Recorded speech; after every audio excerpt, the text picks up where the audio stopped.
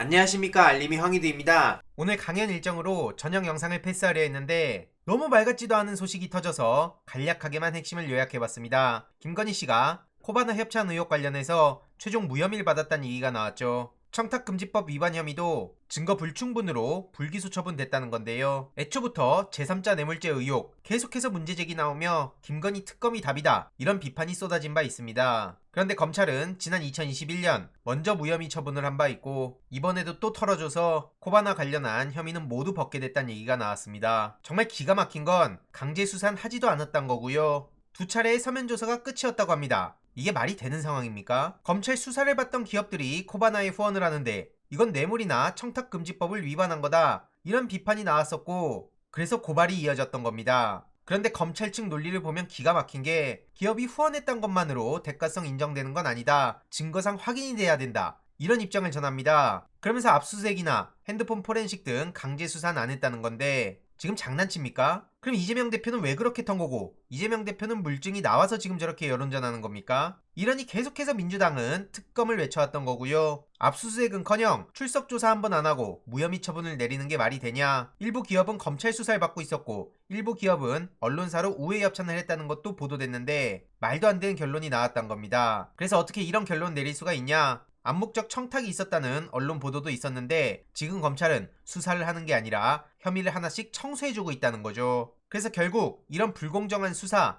검찰의 선택적 수사, 이재명 대표를 향한 인디언 기우제식 수사, 이런 비판을 안 할 수가 없고요. 해당 소식을 접한 시민들은 대단한 나라의 검찰이다, 애초에 저렇게 더러운 검찰들한텐 기대도 안 했다, 역겹다, 이런 반응들이 쏟아지고 있고요. 여기서 우리가 잊을 수 없는 게 바로 정의당입니다. 저렇게 윤석열 독주를 막아야 된다면서 하는 얘기가 민주당에 절대 의석화는 안 된다, 그래서 국회 내 다수정당 체제를 만들어야 된다, 이런 얘기를 하고 있습니다. 다수정당 체제 만드는 건 동의하는데 그 다른 당이 정의당일 리는 없습니다. 실제로 김건희 특검보다 이재명 체포동의안 가결이 우선이란 얘기도 하고 있고 계속 말 같지도 않은 소리를 하니 국민의힘 이중대 아니냐, 정의당은 이제 끝이다, 민주당 이중대를 피하려다 국민의힘 이중대로 타락했다, 이런 비판에 압도적인 공감이 이어지고 있네요.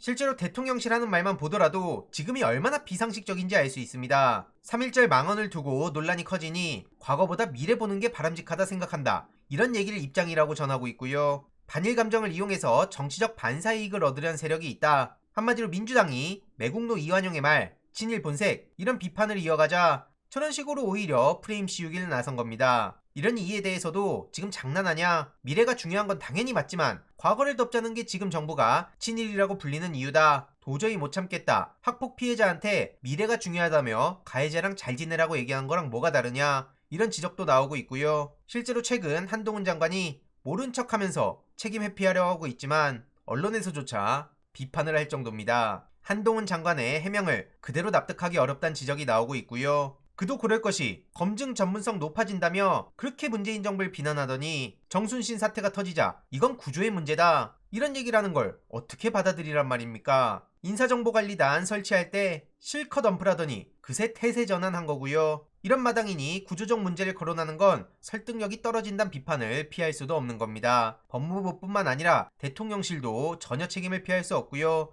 윤석열 대통령 또한 본인이 분노했다고 엄플하고 있지만 택도 없는 소린 거죠. 참고로 오마이뉴스 윤근혁 기자의 단독 보도에 따르면 정순신 아들 학폭 피해자 2명은 대학을 못 가거나 학교를 떠났다는 소식이 방금 전 전해졌네요. 대학을 진학하지도 못하고 중도 전학한 사실이 처음 확인된 건데 이러니 이에 대해서도 학폭 범죄 가해자는 승승장구하고 피해자는 학교는 고사하고 인생이 망가지고 정신적 트라우마까지, 이게 말이 되는 상황이냐? 이런 나라를 공정상식 정의가 있는 나라라고 말할 수 있겠냐? 가해자는 저렇게 잘 나가고 피해자는 계속 숨어 살아야 되고 이런 더러운 세상을 빨리 바꾸려면 결국 윤석열을 끌어내려야 된다, 이런 비판까지도 괜히 이어지는 게 아닙니다. 오늘 오전 이재명 대표는 검찰공화국 스카이캐슬에 빗대서 비판하기도 했는데요. 윤석열 대통령 당연히 사과해야 됩니다. 언제까지 오리발 내밀면서 뻔뻔한 넌프를 할지 계속 지켜보며 소식 전해드리도록 하겠습니다. 이번 내용도 유익했다면 구독, 좋아요, 알림 설정, 멤버십 가입 정말 큰 힘이 된다는 점 말씀드리고 싶습니다. 주위에 널리 공유 부탁드립니다.